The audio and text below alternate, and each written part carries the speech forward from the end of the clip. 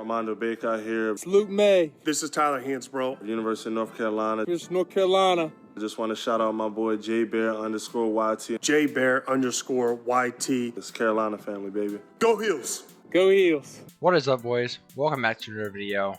Today, we're going to be reacting to the MLB trade deadline. More specifically, what the Atlanta Braves did at this trade deadline.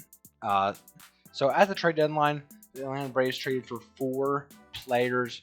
We're going to go player by player. I'm going to give grades for both sides, but I'm sure most of you watching this are Braves fans, so let's get right into it here. First player the Braves traded for was Eddie Rosario, and cash is all. We also acquired cash, considerations at least, and that was in exchange for Pablo Sandoval. Now this one is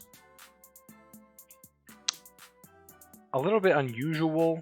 I'd say for the Guardians to do this trade. Pablo Sandoval, he hasn't been great this season. He started off really good. He was batting like 300 and had like 4 home runs, pinch hitting for the Braves early in the season. But since then, he really hasn't done much of anything, unfortunately. He's really been kind of the Braves' panda mascot on the bench, honestly. But I kind of like that. So it is sad to see Pablo go, but Eddie Rosario is a guy who in the past he's having a bit of a rough year, but in the past he's been a really, really good player.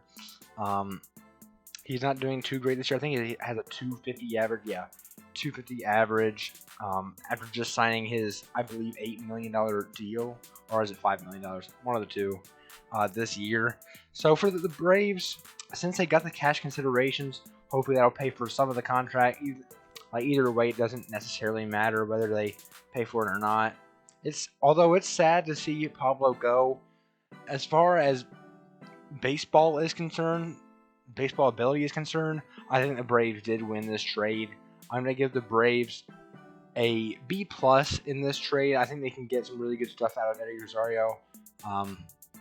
I trust the Braves to help him get back on track hitting wise this year. And we did lose Pablo Sandoval, which is unfortunate.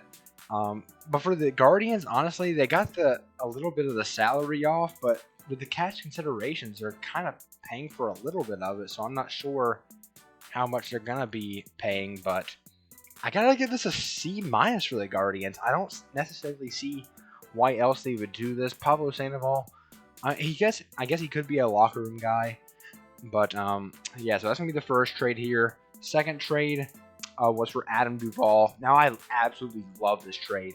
I thought we should have brought back Adam Duvall anyway, even if he was just gonna be a bench bat for us, because Adam Duvall, he's just a Brave, man. He just seems like he should be a Brave the rest of his career. He played so well there last season and the season before.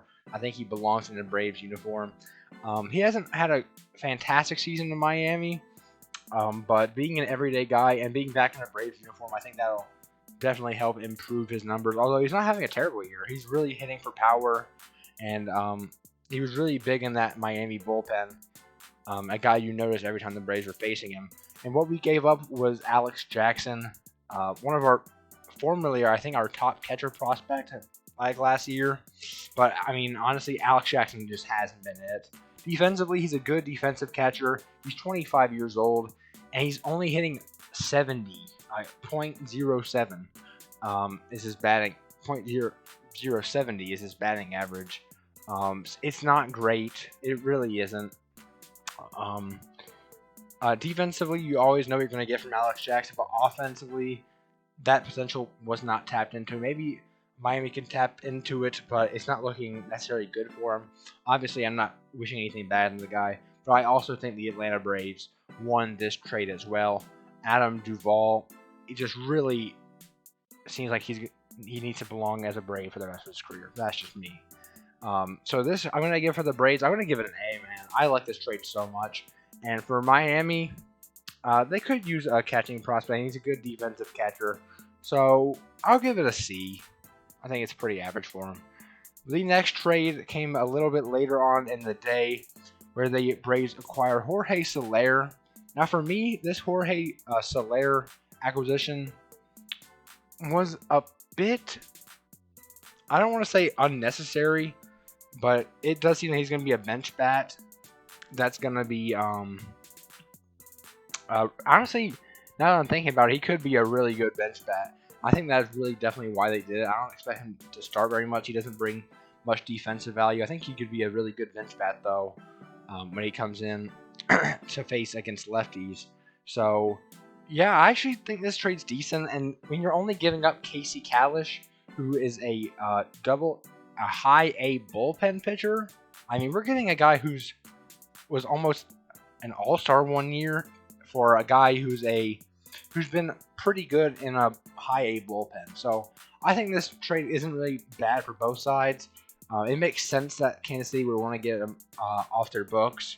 So I'm going to give this trade for the Atlanta Braves, I'm going to give it a B, because it is a bench bat. It wasn't really necessary, but it's not a bad trade either. Excuse me, either. And I'm also going to give this a B for the Kansas City Royals. So I think it's a pretty even trade here.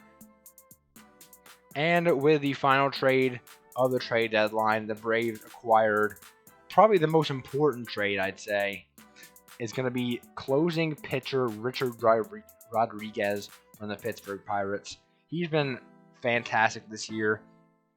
Talking about Rodriguez, he has a 2.82 ERA in 37 games. Struck out 33 and only walked 5 with a 4-2 record, which is it's really great. 0.83 whip against right-handers, ranks the 7th lowest in baseball. So yeah, Richard Rodriguez has been really good. And what we gave up for Richard Rodriguez was Bryce Wilson and Ricky DeVito. Ricky DeVito is a starter in high A ball. He's had a really good season, although the record doesn't exactly show that. But yeah, Ricky DeVito's been good. And Bryce Wilson, last year I was thinking Bryce Wilson would be a guy who we'd want to keep and try to develop more and be that guy after seeing him in the NLCS put up a great start against the Dodgers. But this year he just hasn't been great. For the Braves, and he has started a couple games for us. His last start was better than the other few, but he really just hasn't been very consistent at all. He struggles to get the ball in the strike zone, and sometimes when it's in the strike zone, guys seem to be able to hit it. So it's unfortunate, but Bryce Wilson is gone. I do like this trade, though. I like it for both sides because I think Pittsburgh does a really good job at developing pitchers.